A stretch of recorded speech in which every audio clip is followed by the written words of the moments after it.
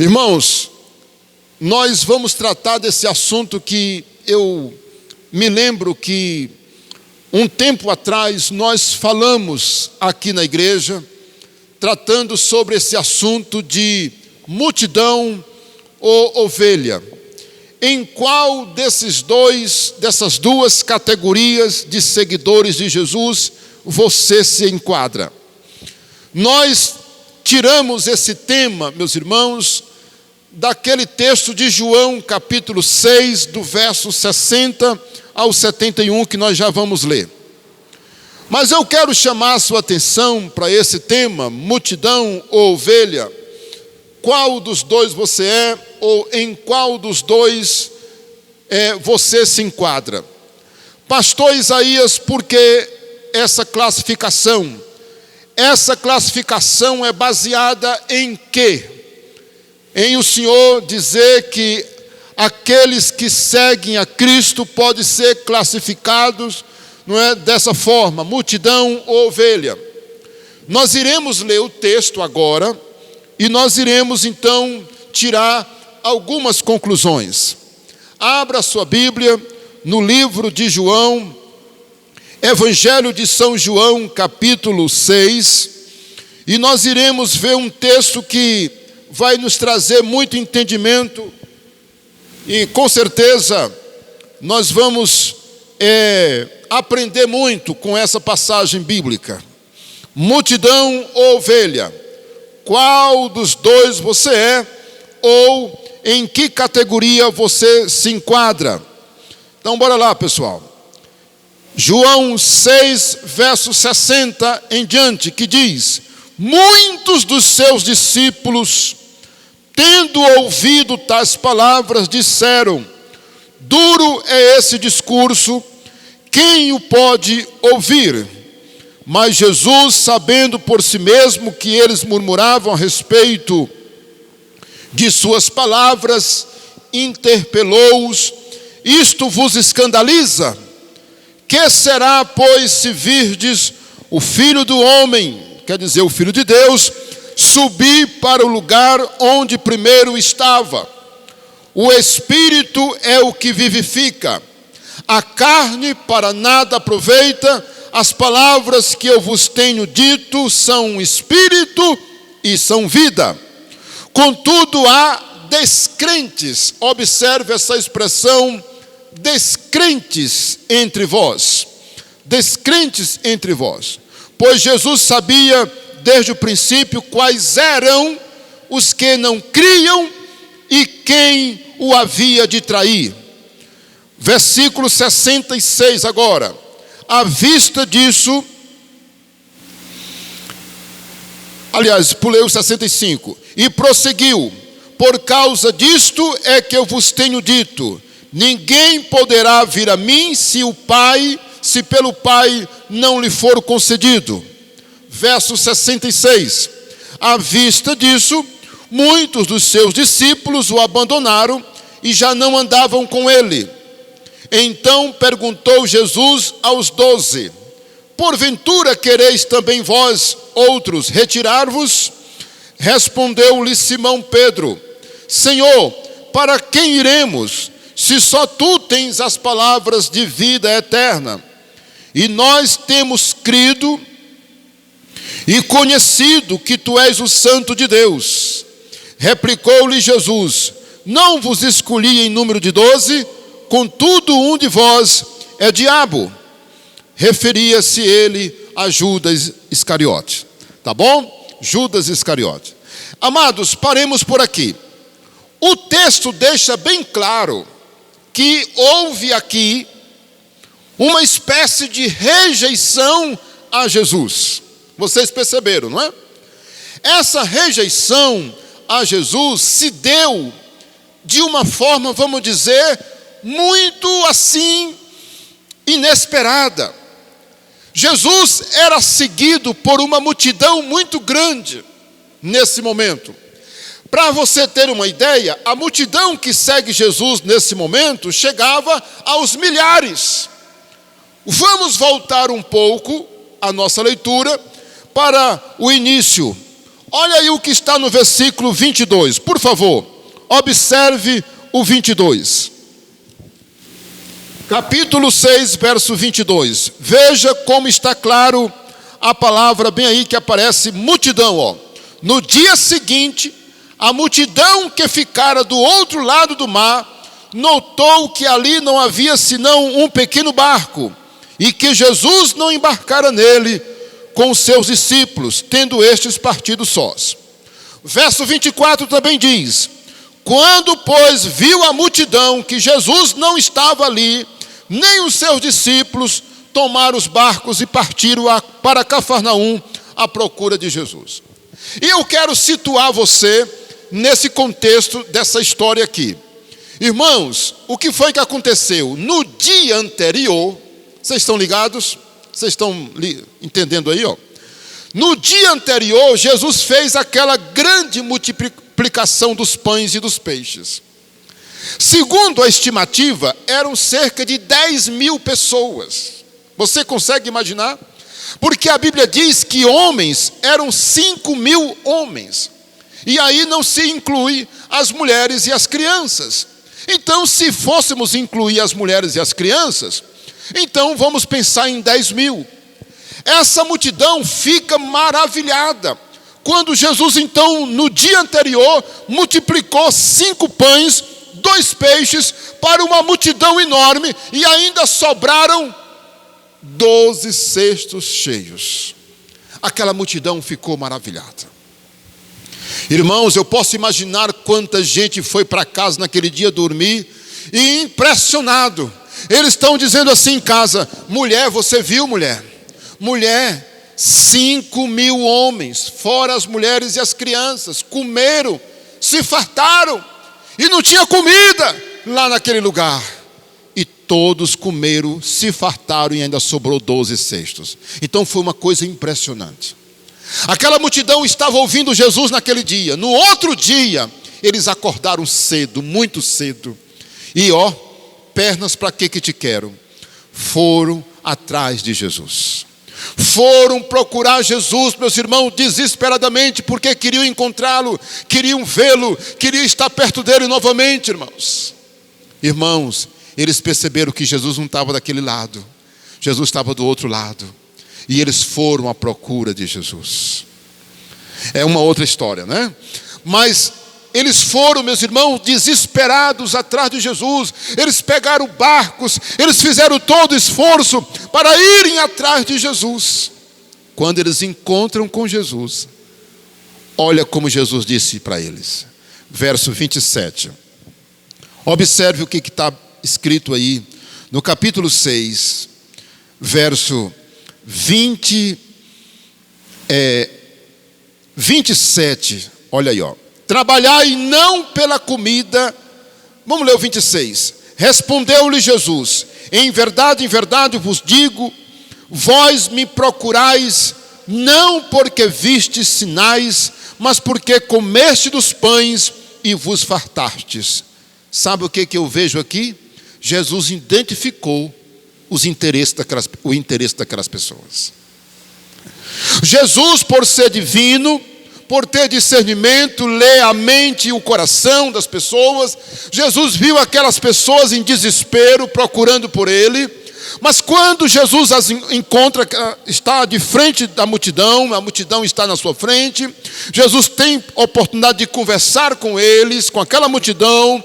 Jesus disse: vocês estão me procurando por causa da comida, por causa do alimento que vocês viram ontem. Vocês não creem em mim, vocês não estão acreditando em mim, vocês não estão olhando para mim, vocês não estão me procurando, vocês estão procurando comida, vocês querem ver sinais novamente desse tipo, vocês querem alguma coisa que eu dê a vocês, nesse sentido material. Veja o que Jesus fala no 27. Trabalhai não pela comida que perece, mas pela comida que subsiste para a vida eterna, a qual o Filho do Homem vos dará, porque Deus o Pai o confirmou com o seu selo. O que Jesus está dizendo aqui, irmãos? Vocês estão procurando, vocês estão lutando por comida que perece. Irmãos, a comida que nós comemos hoje, amanhã nós vamos jogar ela fora. Não é verdade? Irmãos, a comida que perece é a comida que você toma café, meio-dia está com fome. Cadê a comida que você comeu de manhã? Hoje você almoçou, amanhã você quer almoçar novamente. É a comida que perece. E Jesus então está dizendo, vocês devem trabalhar, não é por essa comida, pelo pão daquele menino, porque era um menino, irmãos, que estava com 5 pães e 2 peixes. Já pensou? Não é essa comida, por essa comida que vocês têm que trabalhar. E aí, só para contextualizar, veja comigo 60 de novo. O versículo 60. Muitos dos seus discípulos, tendo ouvido estas palavras, disseram, duro é esse discurso, quem é que pode ouvir? E por isso, meus irmãos, começou a murmuração a respeito dele, as palavras para eles foram duras. E olha, Jesus então diz aqui nesse capítulo que o corpo dele era comida e que o sangue era bebida. Jesus mostrou que a comida que realmente vale a pena é a comida eterna. E ele disse, eu sou o pão. As pessoas estavam procurando o pão, meu irmão, feito de trigo. As pessoas queriam peixe do mar. As pessoas queriam pão feito de trigo. E Jesus disse, eu sou o pão que vocês precisam. Volte aí para o 48, olha o que ele diz. O versículo 48 diz, eu sou o pão da vida. E ele cita o que aconteceu no deserto, quando o povo comeu o maná no deserto. Este é o pão que desceu do céu, para que todo aquele que dele comer não pereça.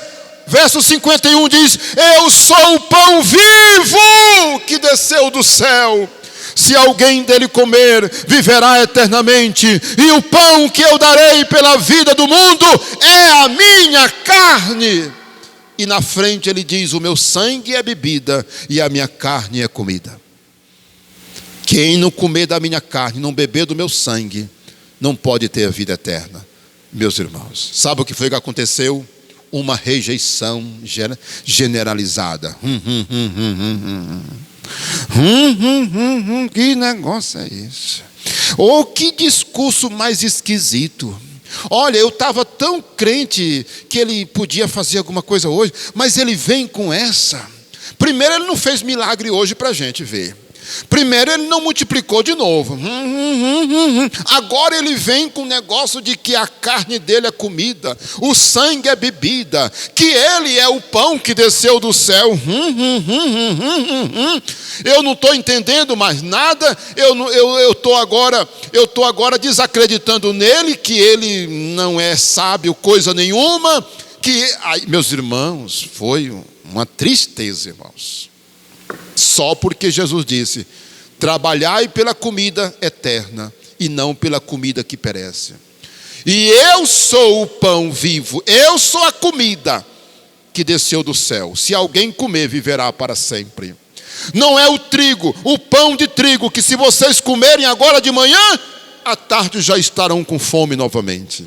Meus irmãos, o povo, meus irmãos, abandonou Jesus. Vamos ver agora o 66 novamente, para a gente entender com muita calma, né? Olha aí, E Jesus já tinha identificado que havia descrentes entre eles, e no verso 66 ele diz, à vista disso, muitos dos seus discípulos aqui entre aspas, porque não eram verdadeiros, o abandonaram e já não andavam mais com ele. Irmãos, olha, quem é que gosta de ser abandonado, não é? Quem é que gosta de ser abandonado? O pai não quer ser esquecido pelos filhos, o pastor não quer ver suas ovelhas saindo da igreja, e meus irmãos, os professores não querem ver seus alunos desaparecendo da sala de aula, não é verdade? Não é assim? O patrão não quer ver seus clientes, o empresário não quer ver seus clientes indo embora. Irmãos, e agora aquela multidão decepcionada começa a sair, abandonando Jesus, irmãos. Muitos não queriam mais, ficaram desiludidos, ficaram desanimados. Aí, meus irmãos, você identifica agora quem era ovelha e quem era a multidão. Porque teve uns que ficaram, irmãos. Olha o que diz aí no 67. Então perguntou Jesus aos seus 12: porventura quereis vós também se retirar-vos? Respondeu-lhe Simão Pedro: para quem iremos, Senhor? Se só tu tens as palavras de vida eterna. E nós temos crido e conhecido que tu és o Cristo, o Santo de Deus. Meu Deus, que maravilha. Esse é diferente dos outros. Para onde iremos? Nós já conhecemos, aqui nós já entendemos tudo, agora nada nos tira de perto do Senhor. E aí, meus irmãos, eu quero apresentar para vocês os slides, só para a gente entender melhor. Bora lá. Eu posso passar, não é, Caio? Então bora lá. Bora ver se eu consigo. Muito bem. Existe uma clara classificação dos que seguiam a Cristo. Pronto, nós já entendemos isso aí, tá? Eu expliquei antes da gente mostrar, né? Vamos lá. Essa classificação, meus irmãos, ela, como eu disse, ela não é baseada na aparência, mas nos interesses das pessoas. E aí, vamos ver o que a multidão procura. Porque para ser multidão, se enquadra aqui, A multidão são pessoas que buscam bênçãos materiais. Aquelas pessoas estavam buscando. Aí, vamos aplicar. Vamos trazer para a nossa realidade. Existem pessoas assim hoje? Nas igrejas? O que vocês me dizem? Será que nós temos hoje muita gente que é multidão nas igrejas? É isso que eu quero que a igreja entenda. Nós, como cristãos, precisamos ter essa visão crítica. Pastor, aquela igreja está cheia de gente. Não se engane.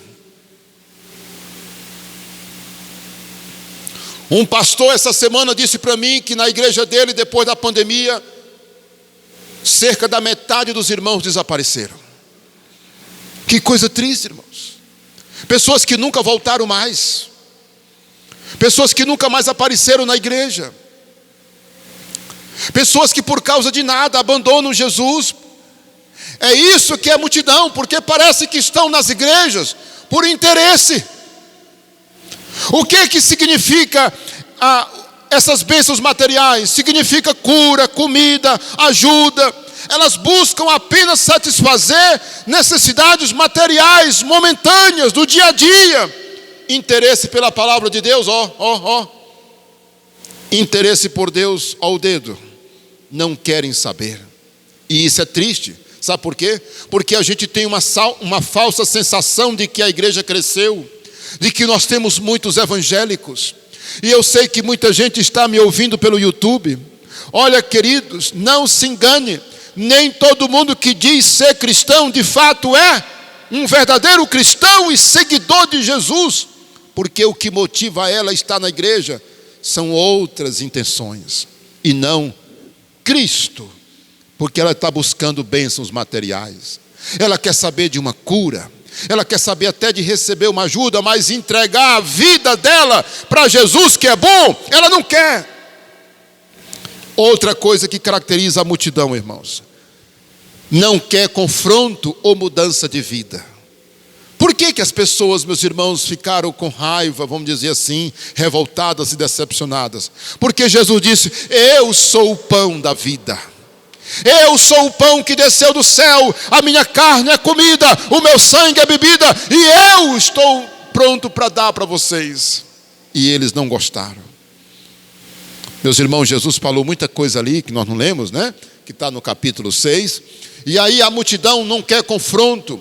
Sabe o que é esse confronto, meus irmãos? Esse confronto é dizer: mude de vida. Você quer entrar no céu? Irmãos, essa semana que passou, num programa de TV, de domingo à noite, passou, meus irmãos, uma reportagem muito interessante sobre a alma. a existência da alma. Quem veio na escola bíblica, eu expliquei o que foi que aconteceu domingo. Irmãos, olha, os cientistas comprovaram, mostrando às pessoas as experiências que as pessoas têm nos estados de coma, quando elas estão em coma, nas UTIs, nos hospitais. E você sabe o que foi que aconteceu? Que a ciência agora fez um estudo, mesmo com centenas e centenas de pessoas naquele estado de coma, não é? Pré-morte, ou que elas tiveram um coma mesmo demorado, e depois voltaram, e depois que voltaram disseram alguma coisa, e depois morreram, né? Irmãos, o que foi que aconteceu? Pessoas tendo experiências de sair do corpo e ver o corpo dela em cima da maca, lá na UTI, vendo os médicos conversando em outras salas, e teve um que disse assim: quando eu saí do meu corpo, eu saí pelo corredor do hospital, e de repente eu fui levado para um lugar onde tinha gritos, onde tinha quintura, fogo, e os gritos eram desesperadores. E quando eu vi aquilo, ele no estado de coma, ele voltou, irmãos. Ele teve aquele susto quando ele foi para aquele lugar de fogo, de escuridão, de gritos, de quintura. Ele disse que era quente demais, gritos horríveis. Quando ele voltou, que ele saiu do coma, ele disse: eu agora vou ser um homem diferente. Ele viu o inferno naquele homem, meus irmãos. Então veja que as pessoas, muitas vezes, elas não querem mudança de vida, elas não estão preocupadas com a salvação da alma delas, elas querem comida, elas veem a igreja como uma porta de refúgio para uma crise momentânea.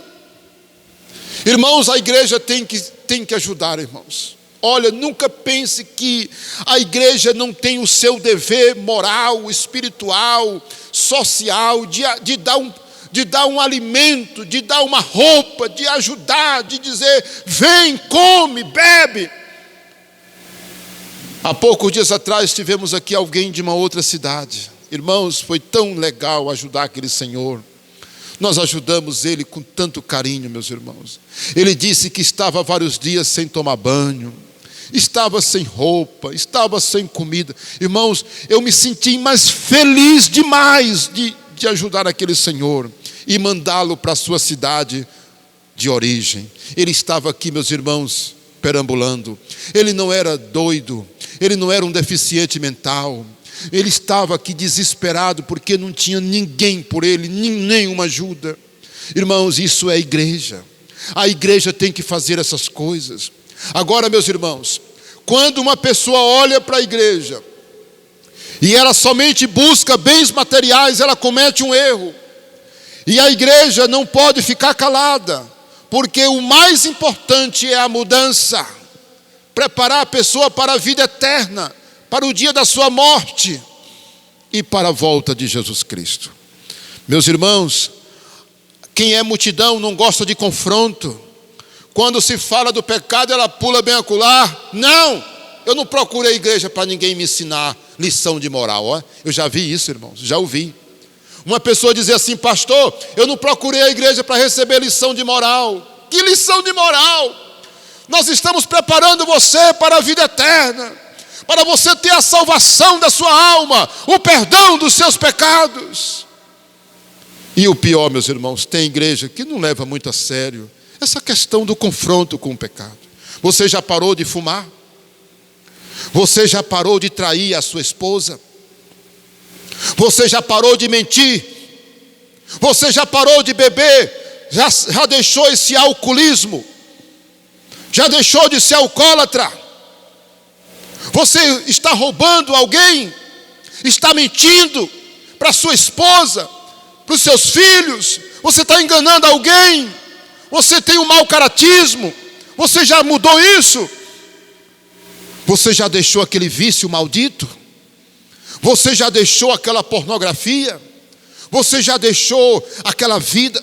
Irmãos, tem igreja, ó, está nem aí, meus irmãos. Isso é triste. Nós temos que pregar dizer que as pessoas têm que estar preparadas para o dia da sua morte, porque se ela morre despreparada, ela pode até morrer de barriga cheia, ela pode ter uma roupa bonita, ela pode ter um sapato bonito, ela pode ter uma casa bonita, ela pode ter um carro novo, mas a alma dela vai para o inferno se ela não tiver nascido de novo. Se ela não tiver se arrependido dos seus pecados, ela vai para o inferno, porque ela não nasceu de novo. E aí, meus irmãos, vamos agora para a ovelha. A ovelha, meus irmãos, olha o que é a ovelha. A ovelha é maravilhosa. A ovelha, ela busca, sabe o que, meus irmãos? Ela busca um líder, um guia para guiá-la. A ovelha, meus irmãos, ela tem a alegria de procurar um líder, um pastor para cuidar dela, orientá-la. A ovelha quer aprender. A ovelha quer um guia para lhe guiar, porque o pastor sabe guiar.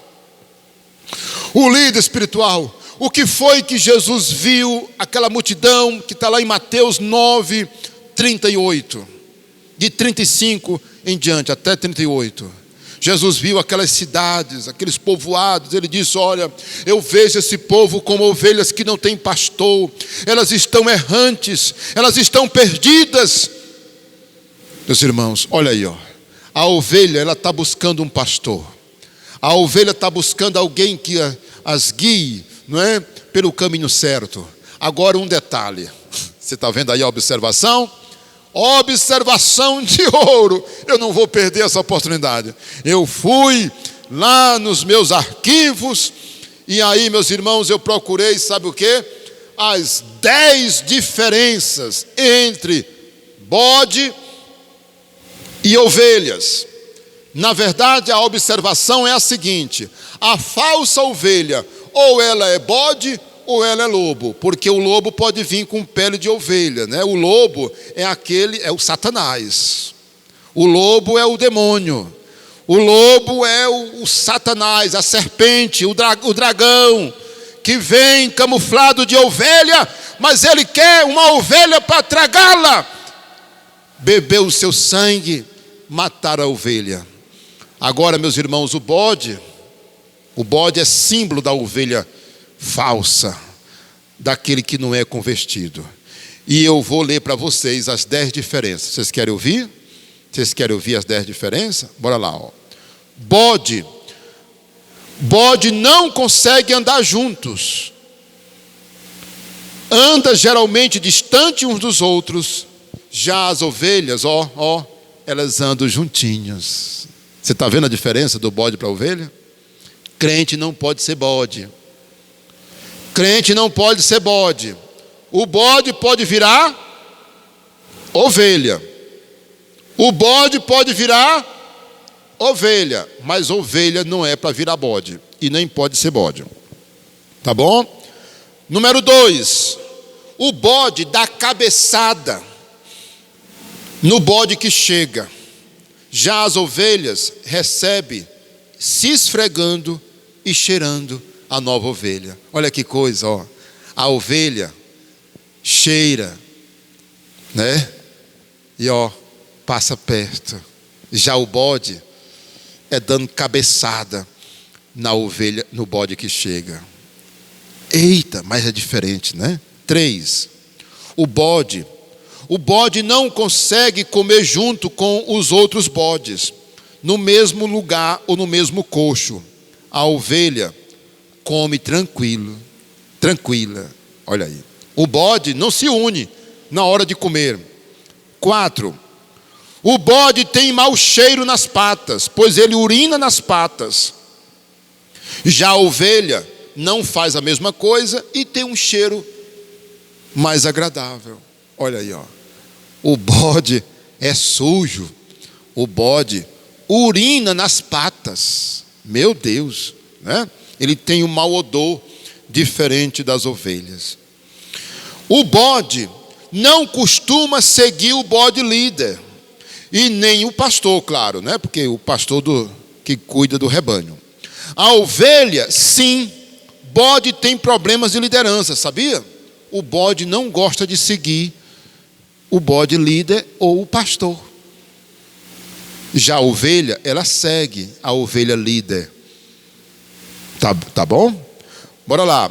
Bode se perde facilmente. Já a ovelha, dificilmente ela deixa o rebanho. E quando ela deixa, logo ela volta. Olha que coisa linda. Logo ela volta. Bora lá. Número 8, né? Ovelha segue o pastor.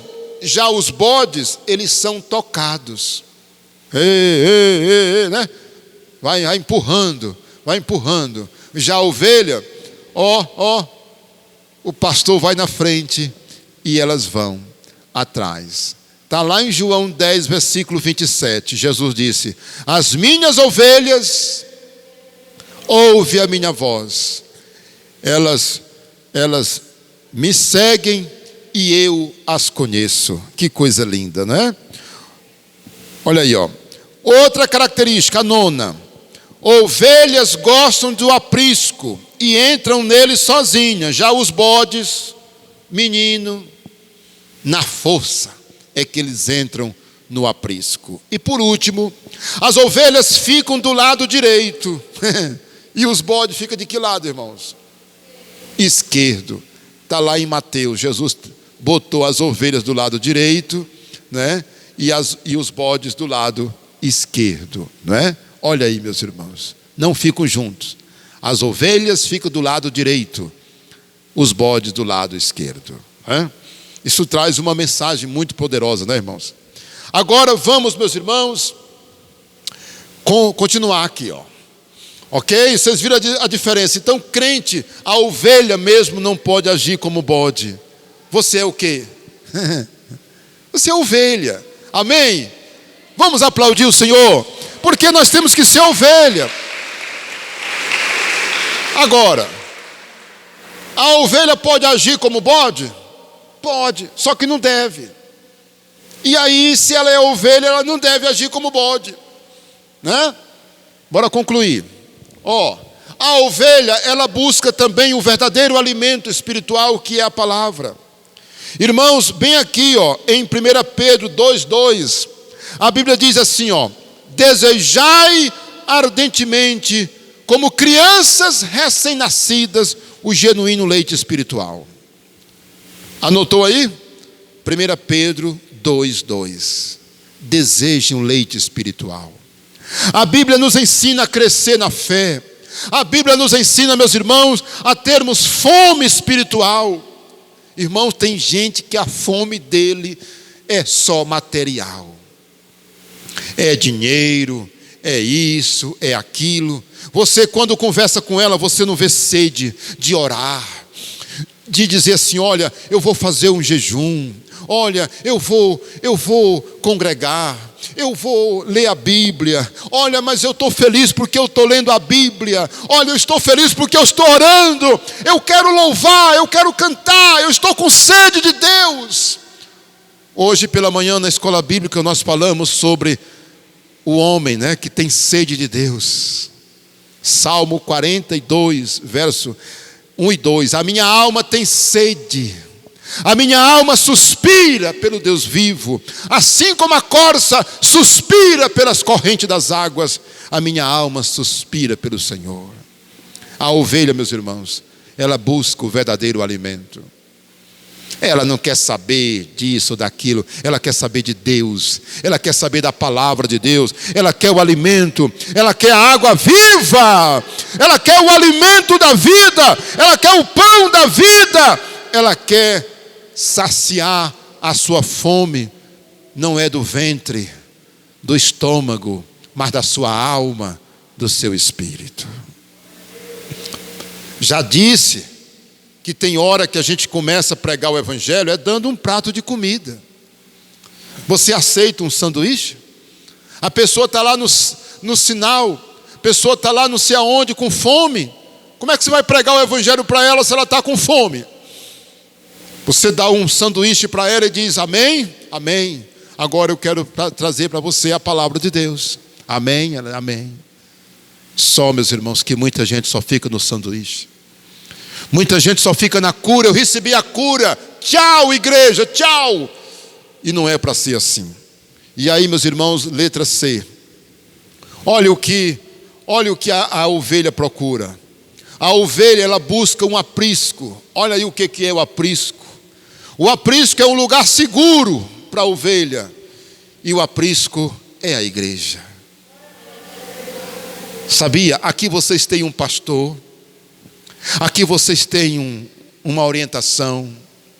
Sabia que quando nós pautamos nossa vida na palavra de Deus, o nosso casamento é seguro? O melhor lugar para a gente criar os nossos filhos é numa igreja, irmãos.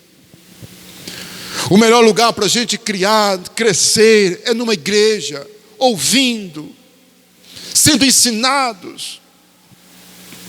Meus filhos escutam, meus irmãos, sobre lá em casa, sobre o pecado, o dano que o pecado causa, o vício, o que as drogas fazem na vida de um jovem. Eu digo isso na sala, lá em casa, na sala de janta. Meus filhos, a droga mata, destrói, o pecado destrói e leva para o inferno. Eu digo isso lá em casa. Irmãos, o ambiente de Deus, o ambiente familiar, na fé, na igreja, com a palavra de Deus. Irmãos, lá em casa todo dia se lê a Bíblia na mesa, meus irmãos. Na mesa. A ovelha, meus irmãos, ela está segura porque ela tem todo um conjunto. O aprisco não se limita somente às 4 paredes da igreja, mas toda a nossa convivência cristã e de fé. E aí eu quero encerrar dizendo o seguinte: o lobo ataca as ovelhas. Ovelhas desprotegidas é presa fácil para o lobo. Irmãos, nunca queira deixar o aprisco. Nunca queira deixar o rebanho, porque a ovelha perdida é ovelha fácil do lobo pegar. Você sabe por que tem tanta gente desviada do evangelho, irmãos? Porque saíram do aprisco. Perderam a visão do aprisco. Perderam o seu pastor. Não valorizaram o alimento espiritual, não deram o devido valor à instrução, à oração. E o lobo viu essa ovelha dando bobeira, tragou, devorou. Essa ovelha está morta, essa ovelha, meus irmãos, está abatida, essa ovelha está ferida, meus irmãos. E aí é por isso que a igreja é o melhor lugar. Olha, cuidado com o lobo, ou os lobos. O aprisco é um lugar seguro. E olha, essas informações são dadas de pessoas que conhecem esses animais.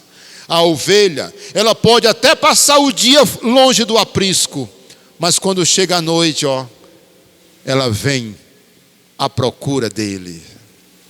O bode fica no mato, sabia? O bode, ele não valoriza o aprisco. Se deixar ele fica no mato. Ele fica lá. Mas a ovelha, ela volta para o seu aprisco. Assim é o crente. Irmãos, que nada tire você da igreja. Que nada deixe você longe dos caminhos do Senhor. Amém? Eu posso ouvir um amém? E aí a nossa conclusão é essa aqui, A nossa conclusão é essa aqui. Ser multidão ou ovelha ou bode é sempre uma questão de escolha ou decisão pessoal. Irmãos, ninguém nasceu para ser bode. Ninguém nasceu, meus irmãos, com esse estigma, com esse decreto, para dizer, você não pode ser ovelha. Quem foi que disse? Eu posso, você pode, nós podemos ser ovelhas tão preciosas de Jesus. E aí, quem você é? Agora eu posso voltar, não é? Agora eu posso voltar e mostrar para você, e você saberia agora dizer qual é a sua resposta para essa pergunta. Quem você é? Fiquemos de pé e vamos orar. Louvado seja o nome do Senhor. Quero que você se inscreva em nosso canal, você que está nos assistindo pelo YouTube. Um abraço para você. E se você quiser o arquivo dessa mensagem, você pode me mandar um alô pelo WhatsApp, 94 41 78 29, e eu lhe mando para você ler melhor todo esse texto que nós apresentamos aqui. Amém? Um abraço.